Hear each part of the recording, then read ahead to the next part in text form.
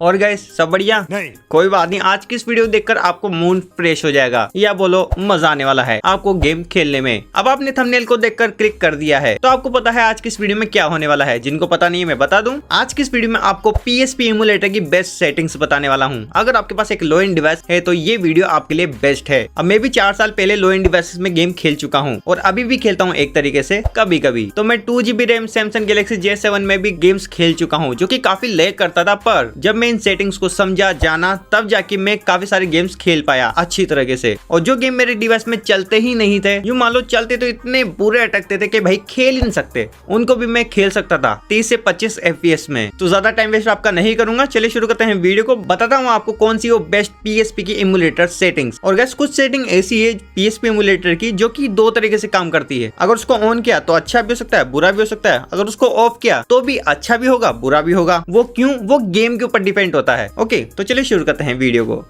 अब सबसे पहली सेटिंग स्किप बफरिंग इफेक्ट। अगर उसको ऑन करोगे तो कुछ सेटिंग्स आपकी ऑफ हो जाएगी। जैसे मैं इसको ऑन करता हूं तो यहाँ पर रेंडर रेजुलेशन ये मेरी ऑफ हो चुकी है, यानी इसको मैं कंट्रोल नहीं कर सकता। तो ये एक तरीके से ऑटो पे सेट हो चुका है। अब ये सही है या गलत मेरे हिसाब से नहीं, आप इसको ऑफ ही रखो क्योंकि ये सेटिंग कभी कभी अच्छी होती है, हर बार नहीं। नंबर 2 सेटिंग आती है हमारी फ्रेम स्किपिंग सेटिंग। अब यहाँ पर आपको जो नंबर्स हैं उसको गेम के हिसाब से सेट करना होगा। सबसे पहले अगर आपका मान लो गेम लैग कर रहा है तो सबसे पहले आप करोगे 1, उसके बाद गेम खेल के देखो, अगर फिर भी लैग कर रहा है तो 2, फिर गेम खेल के देखो, अगर फिर भी लैग कर रहा है तो 3, ऐसे ही नंबर बाय नंबर बढ़ाते जाओ। अब यहाँ पर मैंने 4 साल पहले मैंने गेम खेला था 2GB रैम डिवाइस में गॉड ऑफ वार का, जो कि बहुत लैग कर रहा था, यानी आप खेल नहीं सकते इतना। तो मैंने सेटिंग्स में आके इसको 6 कर दिया था। हाँ, जैसे मैंने आपको बताया, पहले खेला फिर नंबर बढ़ाए, फिर खेला फिर नंबर बढ़ाए, ऐसे करते करते मैं नंबर 6 तक पहुंच गया। हाँ, मैंने काफी बार नंबर 8 को ही 8 कर दिया था, पर उससे गड़बड़ हो गई थी क्योंकि इतना फास्ट हो गया था, खेल नहीं सकते। मतलब एक तरीके से बगी ही लगता है, वो भी फास्ट एंड बगी, समझ रहे हो ना। तो इस सेटिंग को आप अपने गेम के अकॉर्डिंग सेट करना। तीसरी सेटिंग आती है हमारी रेंडर रेजुलेशन सेटिंग। अब आप जितने भी इस वीडियो को देख रहे हो, आपके पास एक लो एंड डिवाइस है, एक हाई एंड डिवाइस नहीं, यानी आपकी डिस्प्ले क्वालिटी 1080p की होगी, यानी 4K डिस्प्ले नहीं होगी। तो आप इसको सेट करके रखना 4x PSP के ऊपर, यानी 1080p के ऊपर। पर ये तो आपकी डिस्प्ले की सेटिंग हो गई। तो रेंडर रेजुलेशन को आपको सेट करना है 1, 2 या 3 के ऊपर, 4 के ऊपर मत जाना क्योंकि आपका पहले लैग कर रहा है भाई। हाँ, अगर आपके कोई गेम ऐसा है जो कि काफी स्मूथ चल रहा है तो इसको बढ़ा सकते हो, पर 4 के ऊपर मत जाना। नंबर 4 सेटिंग आती है हमारी फ्रेम स्किपिंग टाइप। तो इसको सेट करके रखना है आपको प्रीसेट ऑफ FPS के ऊपर। नंबर 5 सेटिंग है ऑटो फ्रेम स्किप। अब इस सेटिंग को आप अपने गेम के अकॉर्डिंग सेट कर सकते हो। अगर आपका गेम पहले से ही अच्छा चल रहा है तो इसको ऑन मत रखना। अगर आपका गेम अच्छा नहीं चल रहा है तो इसको ऑन कर सकते हो, पर हाँ कभी कभी आपको पता चलेगा कि लैग हो रहा है, तो ये बात ध्यान रखना। और सबसे इंपॉर्टेंट बात जो कि मैं आपको बताना भूल गया, ये आपकी जितनी भी सेटिंग है उसको डिफॉल्ट कर दो, यानी पूरा क्लियर कर दो। वो कैसे करना है वो आपको बता देता हूँ कि ऐसा नहीं हो कि मैं आपको जो सेटिंग बता रहा हूँ वो तो आप सही कर लोगे, बाकी आपने जो और सेटिंग गड़बड़ की है पहले ही आपने अपने हिसाब से सीखने के चक्कर में, जो कि करना भी चाहिए, और उससे आपको प्रॉब्लम आ सकती है। तो मैंने जितने भी सेटिंग बताई उससे पहले ये चीज कर लो। तो चलते हैं सिस्टम में, उसके बाद आपको आना है जनरल में, restore PPSS PP setting to default में। तो यहाँ पर आप गेम की सेटिंग के ऊपर क्लिक करना है, चाहो तो सबके ऊपर कर दो और ओके के ऊपर क्लिक कर देना है। जैसे आप क्लिक करोगे आपकी गेम सेटिंग पूरी डिफॉल्ट पे सेट हो जाएगी।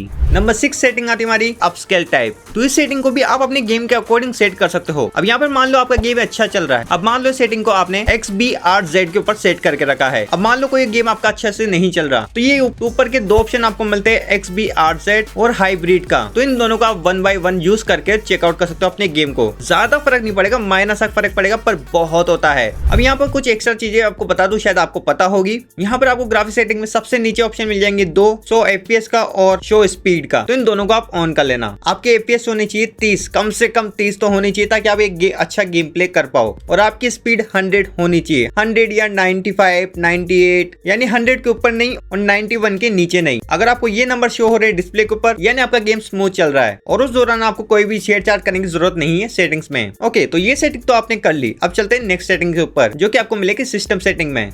नंबर 7 सेटिंग आती है हमारी फास्ट मेमोरी। अब इस सेटिंग को आप ऑन रख सकते हो, पर किसी किसी गेम में ये सेटिंग गड़बड़ कर देती है। या तो आप गेम चला रहे हो तो ब्लैक स्क्रीन आ जाएगी, जाएगी या फिर गेम क्रैश हो जाएगा। ऐसे काफी सारी प्रॉब्लम आपको देखने को मिल सकती है, पर हर बार नहीं, कभी कभी ये सेटिंग अच्छी भी होती है। तो अगर आपको किसी गेम में व्हाइट स्क्रीन या ब्लैक स्क्रीन आ रही है, स्क्रीन अजीब भी दिख रही है या फिर आपका वही गेम क्रैश हो रहा है, तो इस सेटिंग को ऑफ कर सकते हो या फिर ऑन करके भी देख सकते हो। नंबर 8 सेटिंग आती है हमारी IO टाइमिंग मेथड। इस सेटिंग को आपको सेट करके रखना है सिमुलेट UMD डिलेस के ऊपर। नंबर 9 सेटिंग आती है हमारी GPU क्लॉक। अब ये सेटिंग भी थोड़ी दो तरफा है। शुरुआत में इसको आपको 0 ही रखना है। अगर आप कुछ गेम अच्छा नहीं चल रहा है तो इसको आप इंक्रीज कर सकते हो, पर ध्यान देना ये सेटिंग भी थोड़ी गड़बड़ कर देती है आपकी गेम में। यानी इस सेटिंग को आपने पहले से इंक्रीज करके रखा हुआ है और आपका गेम में कुछ प्रॉब्लम आ रही है तो इस सेटिंग्स को 0 करके देख लेना, क्योंकि जैसे मैंने आपको बताया कुछ सेटिंग दो तरीके से काम करती है, अलग अलग गेम के ऊपर अलग अलग। पर स्टार्टिंग में आपको इसको 0 ही रखना है। अगर कुछ गेम में गड़बड़ लगे तो इसको बढ़ा सकते हो। अब कुछ एक्स्ट्रा टिप जो आपके हर गेम में काम आएगी, यानी आप चाहे एंड्रॉइड गेम खेलते हो, चाहे आप PSP के गेम खेलते हो या फिर आप PS2 के गेम खेलते हो, क्योंकि वो आपके डिवाइस को इंप्रूवमेंट करती है। अब मान लो आपका डिवाइस ही लैग कर रहा है तो आपका गेम तो लैग करेगा ही। तो पहले ध्यान देना आपका डिवाइस तो लैग नहीं कर रहा, तो उसके लिए क्या करना होगा, सबसे पहले ध्यान देना कि आपके बैकग्राउंड में कोई एप्लीकेशन रन तो नहीं हो रही है। अगर रन हो रही है तो उसको बैकग्राउंड से डिसेबल करो। अब उसके दो तरीके, पहला तरीका है कि आप मेन्यू बटन दबाकर जो बैकग्राउंड में जो आपके सामने दिख रहे हैं उनको हटा दो। पर जो दूसरा तरीका है उसमें आपको डेवलपर ऑप्शन में जाना होगा, वहां पर आपको बैकग्राउंड प्रोसेसिंग मिल जाएगी, वहां पर उसको 0 या फिर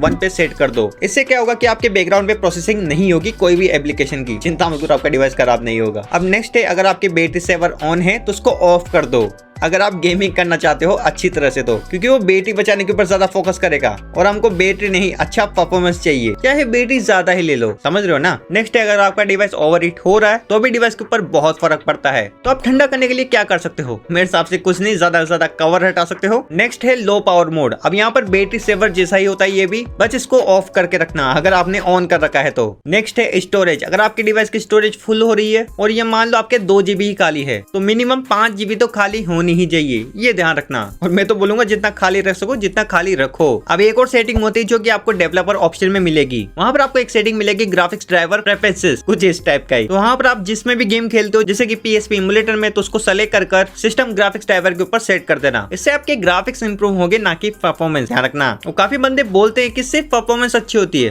अच्छा, यानी मैं 100% नहीं कह रहा, मैं सही हूँ क्योंकि मैं कोई टेक्निकल बंदा नहीं हूँ, क्योंकि मैंने सेटिंग को चेंज करके भी देख लिया काफी बार, मेरे को परफॉर्मेंस में कोई इतना फर्क दिखा ही नहीं और ना ही ग्राफिक्स में दिखा। पता नहीं क्यों बोलते हैं बंदे, तो मैंने आपको बता दी, समझ रहे हो। यानी इधर से उठाया इधर फेंक दिया। और ऐसी काफी सारी डेवलपर सेटिंग्स में आपको चीजें बताई जाती है कि इसको ऑन कर लो ऐसा होगा, इसको ऑन कर लो ऐसा होगा। जैसे कि एनिमेशन वाला एक ऑप्शन होता है जिसमें आपको फास्ट चलने लगता है, फास्ट नहीं चलता, वो एनिमेशन नहीं दिखाता। छोड़ो, ये अलग बात है। तो यहाँ पर मैंने आपको भाई अपनी बेस्ट सेटिंग बता दी, और मेरी नहीं, यहाँ पर मैंने रिसर्च भी की इसके पहले। यानी मैं गूगल पे गया, वहां पर काफी सारे आर्टिकल्स देखे, ब्लॉग्स देखे, जो मैंने आपको सेटिंग बताई वो सारी ही सेटिंग मेरे को उनमें भी देखने को मिल गई। और सही बताऊं तो मुझे भी कुछ सेटिंग्स अभी पता चली, मुझे पहले पता नहीं थी। और मैं अब ये सोच रहा हूँ अगर मुझे ये सेटिंग्स पहले पता होती तो शायद मैं गेम्स को और अच्छी तरह से खेल पाता। तो सेटिंग्स के बारे में तो आपको मैं बता चुका हूँ, पर अगर आपको खेलने PSP के गेम मल्टीप्लेयर, जी हाँ मल्टीप्लेयर PSP के गेम पर ऑफलाइन में, यानी आपका दोस्त आपके आसपास ही होना चाहिए, जिससे आप वाईफाई से हॉटस्पॉट कनेक्ट कर सको। उसके बाद काफी सारे गेम आप मल्टीप्लेयर खेल सकते हो, या बोलो अपने फ्रेंड के साथ खेल सकते हो। तो अगर आपको भी सीखना है किस तरह से खेल सकते हैं तो राइट में क्लिक करो, वो वीडियो चेकआउट करो, आप सीख जाओगे। बाकी अगर आपको कुछ भी पूछना है तो नीचे कमेंट करके पूछ सकते हो। और हाँ गाइस, नीचे कमेंट करके जरूर बताना आपका डिवाइस कौन सा है और कितने साल पुराना है, मैं जानना चाहूंगा।